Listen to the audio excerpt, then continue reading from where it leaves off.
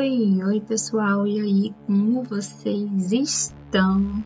Então, a história de hoje é sobre um navio e um mistério no meio do Atlântico Norte, né? Não achei um título apropriado pro texto, pra história, mas tô dando o nome agora, Ecos do Atlântico, tá? Então, sem mais delongas, não esqueça de curtir, compartilhar, ligar o sininho e se inscrever aqui no canal para mais histórias assustadoras e mistérios. Por favor, não esqueçam de dar o like. Tô vendo que muita gente está assistindo os vídeos, mas não está dando like. Então, por favor, por obséquio, deem o like, porque isso ajuda muito. Tá bom? Vamos para a história. No inverno de 1920, uma série de desaparecimentos começou a assombrar os portos do Atlântico Norte. Navios que partiam carregados de mercadorias, tripulações completas e passageiros que jamais retornavam. As autoridades chamavam isso de o enigma do mar, mas poucos sabiam que algo mais sinistro se movia nas águas geladas.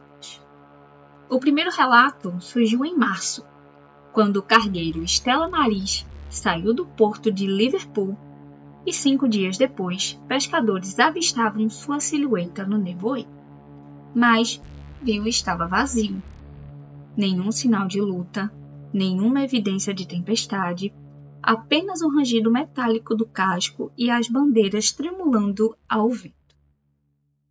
Logo, o Stella Maris tornou-se o primeiro de muitos.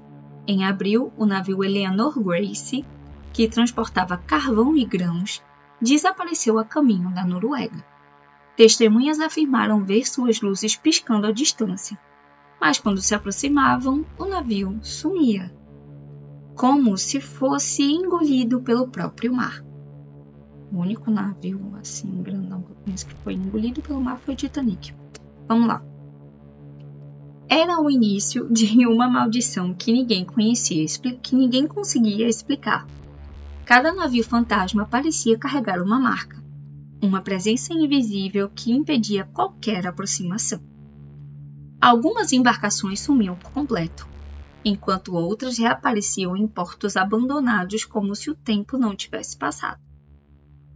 Os sobreviventes, poucos que havia, contavam histórias de corredores vazios, passos invisíveis e vozes sussurrando nomes que ninguém conhecia.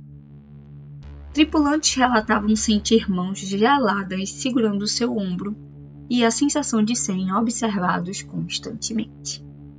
Alguns enlouqueciam diante do silêncio opressor do convés. Outros desapareciam sem deixar rastros. Em junho de 1920, uma expedição foi organizada para investigar o navio Hathaway Home, que partiu com Deixa eu ler de novo. Em junho de 1920, uma expedição foi organizada para investigar. O navio Hathaway Home partiu com cientistas, marinheiros e um jornalista curioso chamado Edward Crane. Durante dias, investigaram pelo Atlântico, seguindo as coordenadas de avistamentos anteriores. Mas então, no meio de uma neblina espessa, uma silhueta surgiu ao horizonte. O navio Aurora, perdido meses atrás. O Hathaway tentou se aproximar, mas a água ao redor parecia viva, ondulando como se tivesse consciência própria. A tripulação ouviu gritos distantes, risadas de crianças e o cheiro de carne queimada se espalhou pelo convés. Edward anotava frequentemente: não é a natureza, é algo além da compreensão humana. Na noite seguinte, o Aurora desapareceu, deixando apenas ondas agitadas. A expedição estava tomada pelo medo, mas eles continuaram. Dias depois, avistaram o outro navio, o Mercury. Esse tinha bandeiras rasgadas e sinais de luta, mas não havia ninguém a bordo. Cada vez que tentavam abordá-lo, o navio sumia na neblina, reaparecendo em locais impossíveis.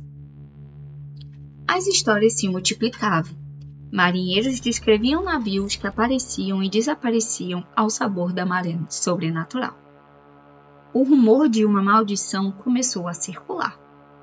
Alguns diziam que uma antiga tripulação amaldiçoada havia sido condenada a vagar eternamente pelo mar, levando qualquer embarcação próxima consigo.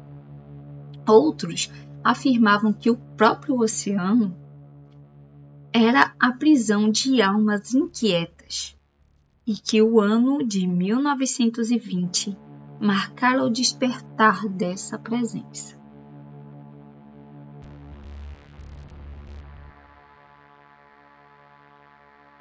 Ainda bem que o Titanic foi 14 de abril de 1915, não foi 1920. Bom, vamos lá. No final do verão, Edward Crane conseguiu documentar o que acreditava ser na verdade. Todos os navios fantasmas seguiam um padrão, como se fossem atraídos por uma força invisível.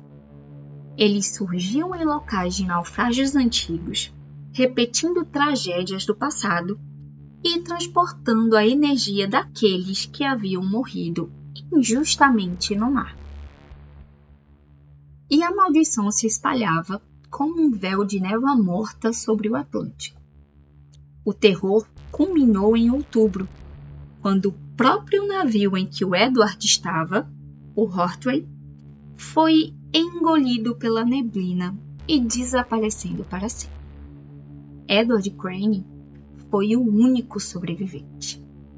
Resgatado dias depois e incapaz de explicar em detalhes o que havia presenciado. Ele apenas sabia que os navios continuariam a vagar, e o mar jamais devolveria aqueles perdidos, e que o ano de 1920 seria lembrado como o começo de uma era de fantasmas no oceano. Décadas depois, pescadores e marinheiros ainda relatavam avistamentos de navios que surgem do nada, trazendo consigo um presságio de morte e desaparecimento. E quem ousa se aproximar do nevoeiro que envolve essas embarcações sente o mesmo frio nas costas e o medo de olhar para um convés vazio e encontrar olhos que não pertencem a esse mundo. Os navios fantasmas de 1920 permanecem eternos, lembrando que o oceano guarda segredos que a humanidade jamais poderá desvendar completamente. E aí, o que é que vocês acharam dessa história? Se vocês gostaram, de novo, se você chegou aqui, não esquece de curtir, compartilhar, ligar o sininho, deixar o seu comentário e se inscrever aqui no canal, tá bem? Um beijo enorme para vocês e a gente se vê no próximo vídeo.